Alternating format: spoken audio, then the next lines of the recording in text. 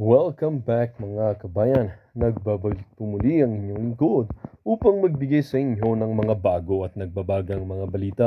Tila ba naging mainit na usapin ang isyong ito sa mundo ng social media?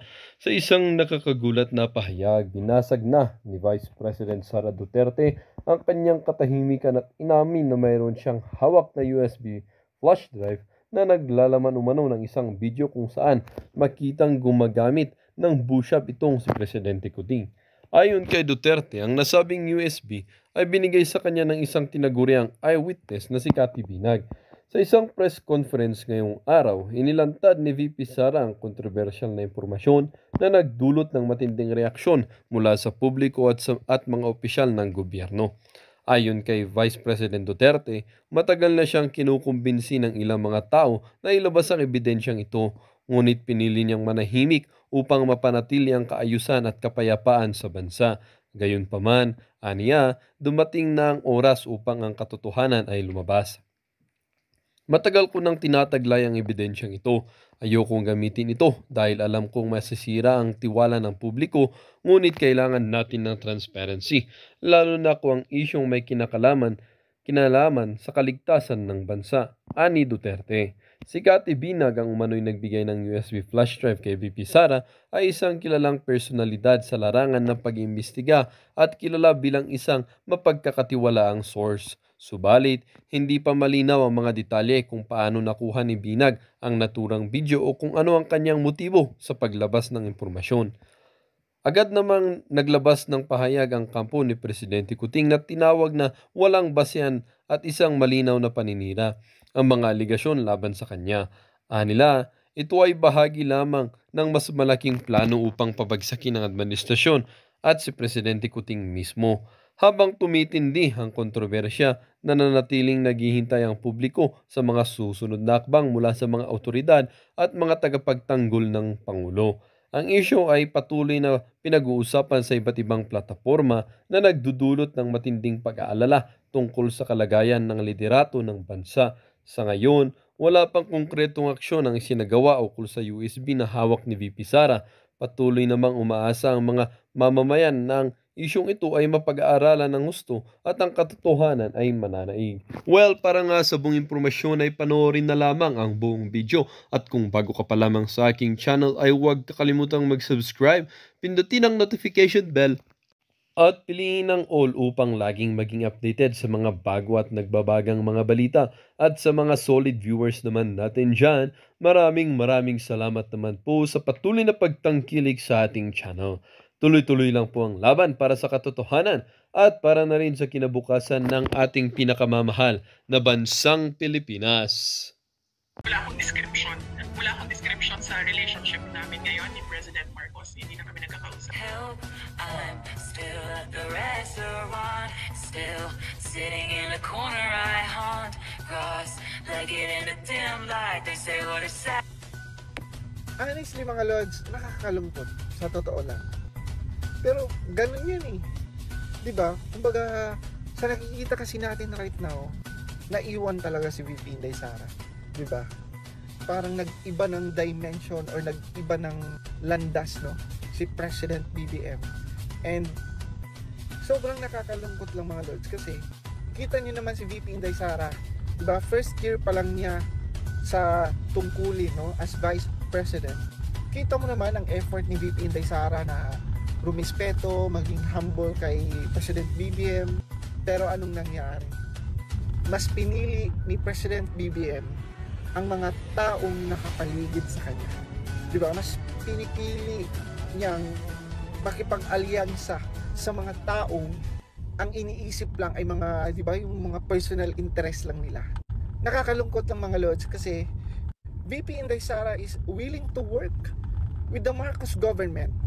Pero anong ginawa? No? Anong nangyayari ngayon? Kaya abuti na rin yan. Ako sa totoo lang nakakapanlumo, no? Yung nangyayari ngayon na hindi na sila okay ni VP Inday Sara and President BBM. Pero kailangan kasi talagang mag-speak out at manindigan din ni VP Inday Sara, lalo na kung, 'di ba, tinitira siya, ginagamit siya, 'di ba, para sa yung mga political circus. Imagine mo si VP Inday Sara, nananahimik lang naman siya. Diba? Kumbaga, focus lang naman siya sa mandato niya, focus lang naman siya sa trabaho niya. Pero wala eh. Sinasali siya, binabatikos siya kung ano-ano ang binabato kay VP Inday Sara. At ang pinakamasakit pa sa lahat, yung mga bumabatikos at bumabato kay VP Inday Sara, mga kaalyado pa at ka-close pa ng ating presidente. Kaya we need to choose, mga lods. Basta ako, VP Inday Sara talaga ako. Ayan na! At nagsisimula na sila. Basahin natin. Ilocos Norte 2nd District Representative Angelo Marcos Barba has filed resolution of both houses number 8 that seeks to extend the term of members of the House of Representatives. Diyos ko, mas lalo to silang tataba, di ba? GMA Integrated News was able to get a copy of the resolution. The amendment seeks to grant members of the House of Representatives a 5-year term with 1 re-election. The current term runs for 3 years and congressman can serve up to 3 consecutive terms. Buwaya moves! Grabe talaga. After this, mga lods, pag napasa to, pag natuloy to, after this, abangan. Presidency na next. Sus, grabe. Itong ganitong style, ito ang nangyari sa panahon ni Apu Lakay. Kaya di ba si Apu Lakay is ilang years, no? Talagang ilang dekada na nilbihan sa Pilipinas. Pero okay lang sana kung si Apu Lakay, pero ngayon kasi puro ayuda at walang konkretong plano. Rinig mo na ba or napanood mo ba itong sinasabing polvoron video? Kasi nilabas po ito ng inyong mga supporters during the Maisog Rally in LA. Have you seen this? Have you heard about this? And ano pong masasabi niyo dito sa video na to, ma'am? Nakita ko ang video sa social media na lang. Doon ko nakita ang video. Merong lumapit sa akin noon at sinabi niya ang video nasa USB. Hindi ko binuksan ang USB dahil hindi ako marunong sa technology. Hindi ako magaling sa laptop. So hindi ko alam na kung isasaksak mo yon may virus doon, or kung isasaksak mo yon listening device siya. So hindi ko siya tinapon ko yung USB, dinispose ko siya na hindi na siya magamit. So hindi ko siya tiningnan. Pero sinabi sa akin na yun daw yung isa sa mga videos. Nakita ko yung cocaine video doon sa social media na. So hindi ko lang alam kung yung USB na binigay sa akin, yun yung nakikita natin sa social media or iba pa ba, kasi hindi ko nga siya binuksan kasi I felt na it was a Trojan horse papunta sa akin. So sinira ko na lang siya diretso. Ma'am, sorry ma'am, saan po ito binigay sa inyo, ma'am? At kailan po ito naibigay sa inyo, ma'am? Binigay siya sa akin bago lumabas yung binigay siya sa akin bago lumabas yung sa social media na sinasabing video. Hindi ka man lang na-curious, ma'am, open kung anong laman ng video na yan? Hindi ako na-curious kung ano yung laman ng USB kasi mas mahalaga sa akin yung security ko. Mas mahalaga sa akin na hindi mapasukan ng virus yung sistema ng computers, or hindi magiging tracking device yung USB na yon, hindi magiging listening device yung USB na yon. And naisip ko rin na sa sobrang freely nila binibigay yung USB, ay lalabas at lalabas yung laman nun, manggaling man sa kung kani-kanino na mga tao. Yun yung naisip ko. Kung totoo man na ang laman nito ay cocaine video at madaling ibigay siya sa USB, so ibig sabihin, meron pang some sort of USB somewhere else. At lalabas din yun kung totoo man na cocaine video nga yung nandoon sa loob ng USB. Ngayon, hindi ko na alam kung yun nga yung lumalabas ngayon. Kung yun ang laman. Ma'am, speaking of your security, you mentioned about the incident in Naiya, yung pag-casing nila sa inyong village. Does the VP feel threatened?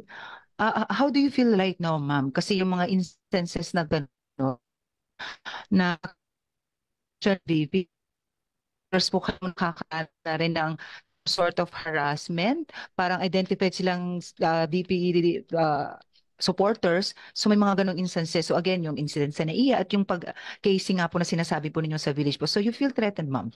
How do you feel as far as your security is concerned po? Kasi yung mga surveillance, yung mga casing, ano yan eh, ganyan mangharas ang PNP. Modus yan ng PNP pag gusto nilang mangharas ng tao. So, depende na yan sa iyo kung papansinin mo, maiirita ka, or kung anong gagawin mo. Sa ngayon, ang ginagawa namin, nire-record lang namin lahat ng ginagawa nila. Kinukuha namin yung facts, tapos nilalagay namin sa isang file.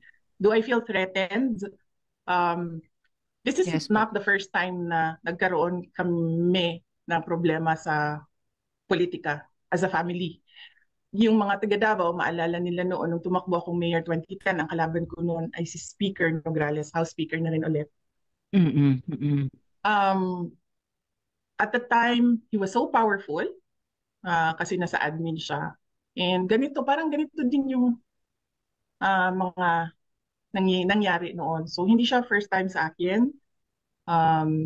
Opo. And I think, as a politician, dapat ini-expect yung mga ganyan kasi merong ibang politiko ganyan yung laro nila. Itong sitwasyon, syempre, kayo with DP, kayo natanong I mean, with DBM, kayo natanong kung kayo po ba ay opposition na. What do you want to assure to the public, ma'am?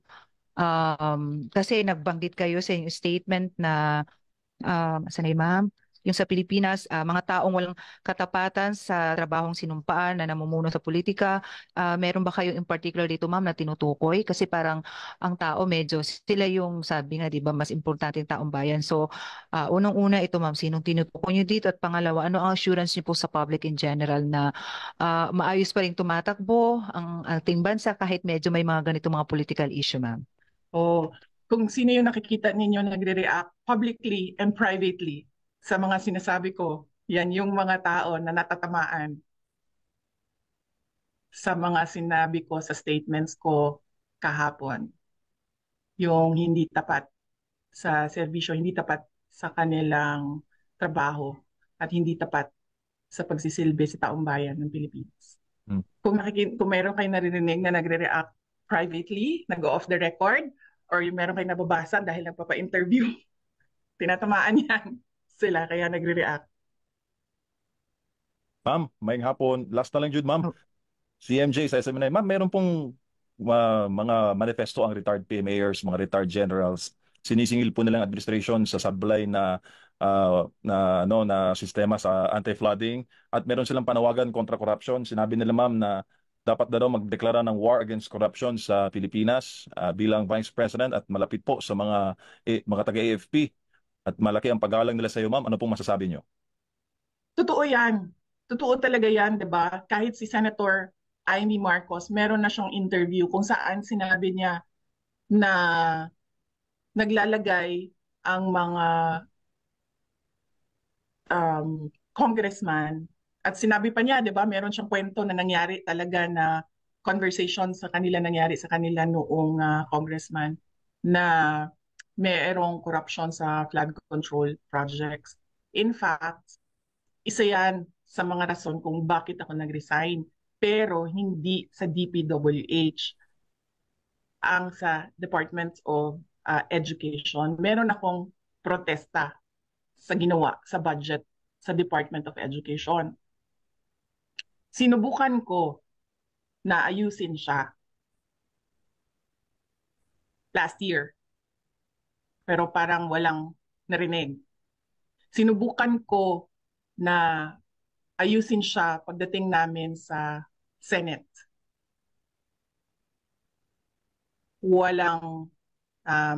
Kumbaga walang nagawa yung mga senators. And meron siyang proof kasi on record lahat. So tama yung sinasabi nila na dapat meron talagang war against corruption. In fact, kung titingnan ninyo yung budget ng 2024, ayoko lang magsalita doon sa ibang mga departments no kasi hindi ko naman hawak yung mga papel nila. Pero kung basahin mo lang yung GAA at i-trace mo kung saan pumupunta yung pera, makikita mo na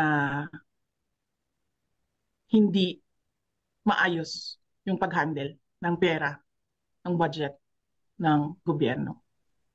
So isa yan sa yung tinanong kanina ng GMA, sabi niya ano yung mga rason, sinabi ko 'di ba, sabi ko personal, trabaho, DepEd budget, andun yan. Sinubukan ko rin naman na no, ang problema ko kasi last year, kapag pinilit ko at pinilit ko yung problema ng Department of Education, maho-hostage lahat ang buong budget. Hindi gagalaw yung pamahalaan. At hindi din siya, makakasira din siya sa bayan kung ma-hostage yung budget. Pero sinubukan kong itama yung nakita kong mali. Pero syempre, wala akong nakuhang suporta at wala akong nakitang pagbabago. Kaya sabi ko, hindi siya mauulit sa akin sa budget ng 2025. Hindi ko na kaya na ako pa rin yung hawak ng Department of Education budget and uulitin lang yung ginawa dati. Ma'am, mensahe ninyo sa mga PMAers na Ma- gain po ng signature campaign. Fight against corruption, panawagan nila, ma'am. Yes, oo. At hindi lang yan, kung pwede dagdagan natin. Fight against terrorism, fight against criminality, fight against illegal drugs. Mayor, tuloy Vice President, another question po, parang follow-up dun sa sinabi nung sa survey na din ng GMA. Ma'am, kasi malapit na yung midterm election. Tinanggal ang leader kami sa SMNI na sumuport sa inyo, unity team. Alam mo naman ma'am, pag sumuporta si Pastor Apollo Sikibuloy at ang SMNI, bigay kung bigay talaga kami ma'am, diba? Pag nakita talaga ni Pastor na ito talaga pwede mo bigyan ng kumpiyansa na hindi talaga na we're in good hands. All out talaga kami, Vice President. Ngayon ma'am, meron kami freeze orders sa mga accounts ng KOJC, ng SMNI, aside pa sa, di ba, ginurgur ang franchise namin. And talagang ginawa nila ito few months before filing of the COC. And then, punta na tayo sa campaign period. And then, kina-question nyo nga yung ginawang survey, ma'am, di ba? Na ngayon lang kayo nakakita ng survey na tinatanong kung pro-Duterte ka or pro-Aquino ka or pro-BBM ka. Ma'am, why are they so obsessed in destroying us na I'm confident to say this, pinaniniwalaan tayo kapag kinakampanya natin ng isang tao na talagang sa tingin ng tao, kapag ito ay in-endorse si Pastor ng SMNI, sana hindi na sila mabudol, ma'am. I mean, talagang ipapanalo talaga, ma'am, ba? Kumbaga, if they're destroying you, ma'am, because they think your endorsement could also mean pwede silang manalo. And they don't want whoever is na i-endorsing yung manalo po. And they're using this survey po and destroy yung mga pwedeng allies ninyo na makatulong sa mga tatakbo at kalaban ng administrasyon. Ang motive dyan is very simple. Mababasa mo naman kaagad eh. Ang motibo dyan is perpetuation in power. To lahat ng threat sa power mo, sisirain mo talaga. It's very obvious. Sa lahat ng naririnig mo, nakikita mo na ginagawa, ang motibo dyan is ayaw ko na bumaba sa akin na ito forever. Kaya sirain ko kayo lahat. Wala akong pakialam kung totoo man o hindi ang paninira ko sa inyo. Basta lang masira kayo. Yan yung motibo dyan. It's all about politics. Everything is all about politics and power. How long will the Dutertes stand po for the Filipino people? Oh, yun na lang, yun, not na lang. Yun, lagi naman ang kasama namin eh. Sa Davao City pa lang kasama namin Taong Bayan. We've always been outsiders. Nakita natin yun sa administrasyon ni Pangulong Rodrigo Duterte. Hindi naman siya kasali doon sa mga grupo ng mga politiko na laging safe eh.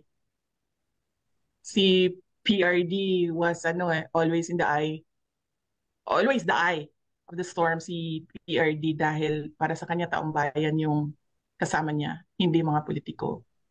So hanggang ngayon, nandyan pa rin kami sa Taong Bayan. Kung makikita nyo, sino ba yung mamaisog rallies?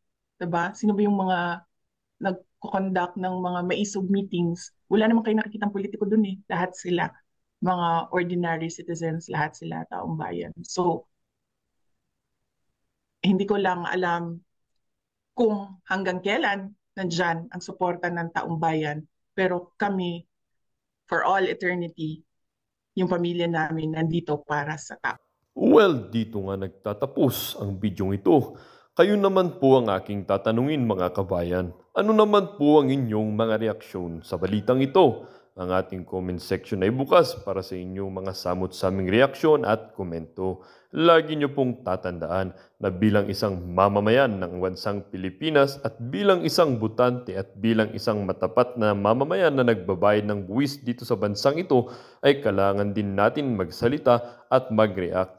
Huwag kakalimutan, do not let your thoughts left unspoken. As citizen of this country, your thoughts matters. Muli po, kung bago ka pa lamang sa aking channel, huwag kakalimutang mag-subscribe at pindutin ang notification bell upang laging maging updated sa mga bago at nagbabagang mga balita.